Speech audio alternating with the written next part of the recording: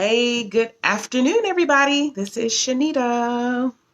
How is everyone's afternoon going? We are in, I don't even know what day it is, day 35 of this quarantine of the COVID-19 coronavirus. So I have seen lots and lots of humor, which I can appreciate on the social media sites. I've seen lots of stress. I've seen lots of panic and worry and fear and just the fear of the unknown, the fear of when are these kids going to go back to school, when are parents going to be able to go back to work, how can I function? So I wanted to jump in real quick just to kind of try to share a little bit of practical wisdom on things that we have used. Most of you guys know that we have always been the original homeschoolers.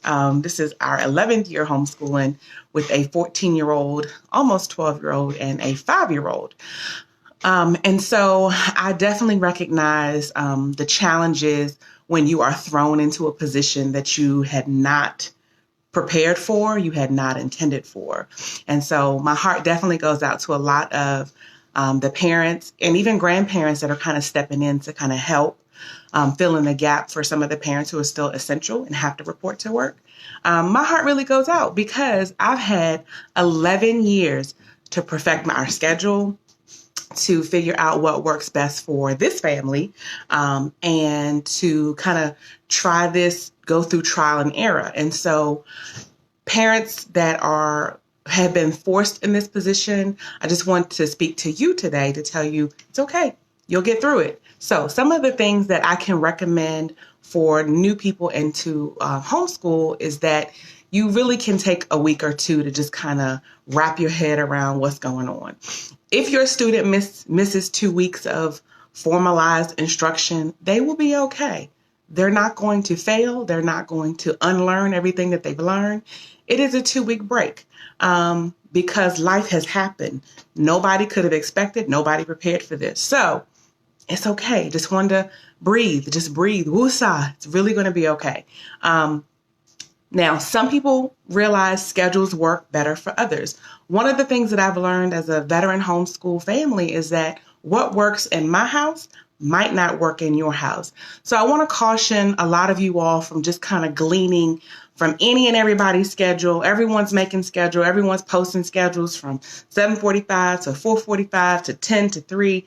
Listen, you have to figure out what is going to work for you, because what I do, what your neighbor does, what your girlfriend does, it might not work for your family. So you have to kind of just take the time to figure out if you are all early risers. Maybe you will start school at 7:30. That's not my story. We don't get up before 8:45, 9 o'clock. But we don't mind doing schoolwork at 4:30, 5 o'clock, because that's just what works for us. So realizing a schedule may work in your best interest, but it also may put undue stress on you and your student. So you have to figure out what makes sense. If you have younger students, I'm seeing schedules from you can do schedules in 1-hour blocks, but that makes sense more for your older elementary, middle, and even high schoolers. When you have little ones, listen, 10, 15 minutes of instruction in a subject is more than enough. Because if you think about when they're in school, they're not learning formalized instruction from the time they walk into the door to the time the bell rings. They're not. There's time to go to the bathroom. There's time to line up. There's time to walk in the hall. There's time to pass out crackers. There's time to clean up. There's time for nap. So trust me when I tell you, if all you're getting done with your toddlers, your little preschoolers, is 20 minutes to an hour, hour and a half, I'm here to tell you, as a veteran homeschooler, that is perfectly okay. It's enough time. Some things for the little ones to do: Play-Doh, kinetic sand, playing with puzzles, the bigger puzzles, especially when you have to actually give formalized instruction to your older students with the math. And I'm listening to all the funny stories and carry the one, the hashtag carry the one, going back to that old school math. So if you have to focus time on that, that'll be a time to find some educational apps for your little ones. Or we use timers a lot with my 5-year-old. So I'll set her timer and say, okay, you have 30 minutes on this app. ABC Mouse right now, if you can research a code, I'm sure they're free. Starfall.com is also free. There's tons of apps and programs that are really here to help aid in this time of this unknown instruction.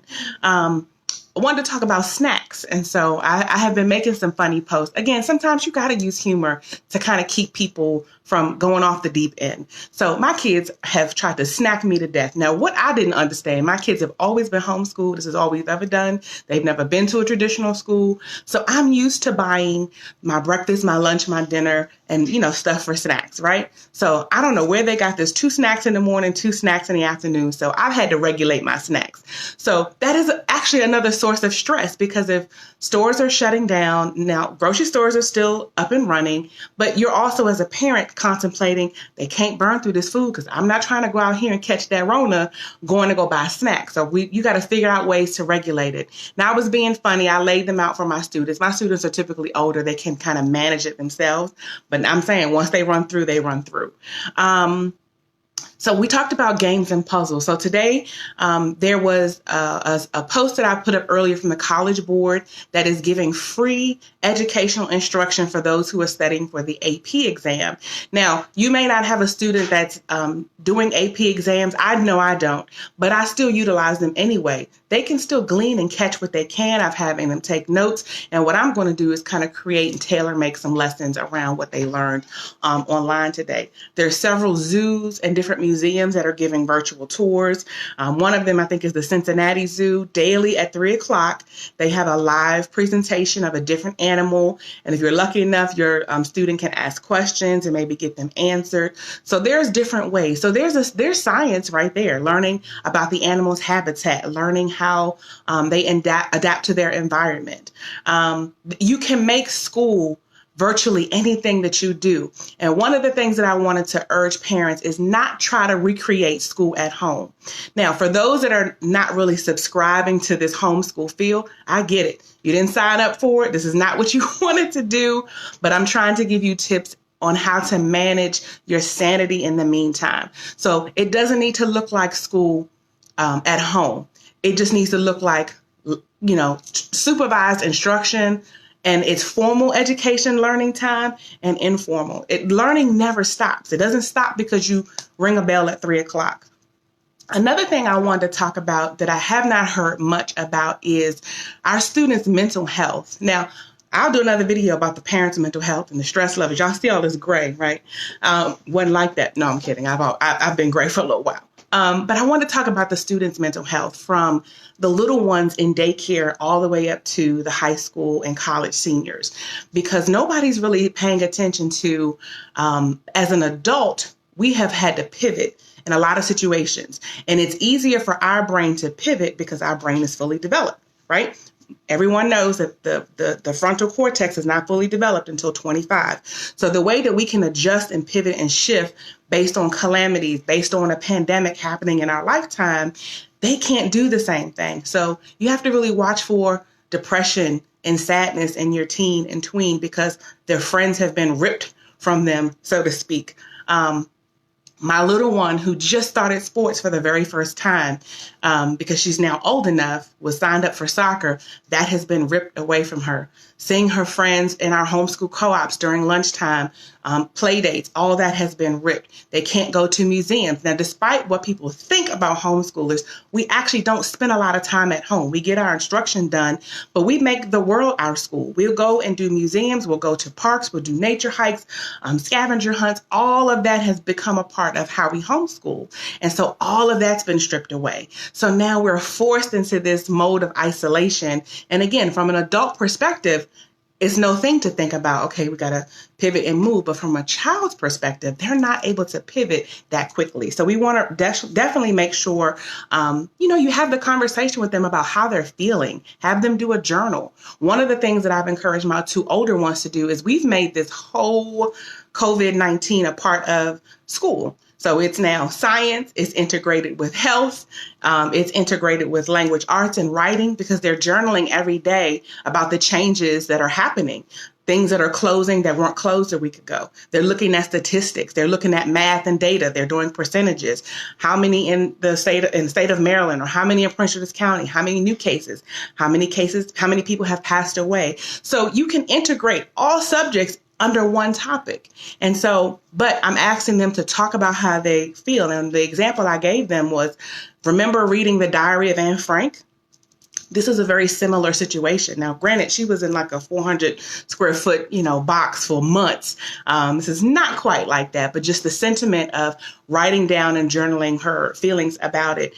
Encourage your students, even if you have little ones, to FaceTime or Google Hangout or Duo or Zoom or whatever platform, just so they can physically see, to kind of keep their spirits boosted.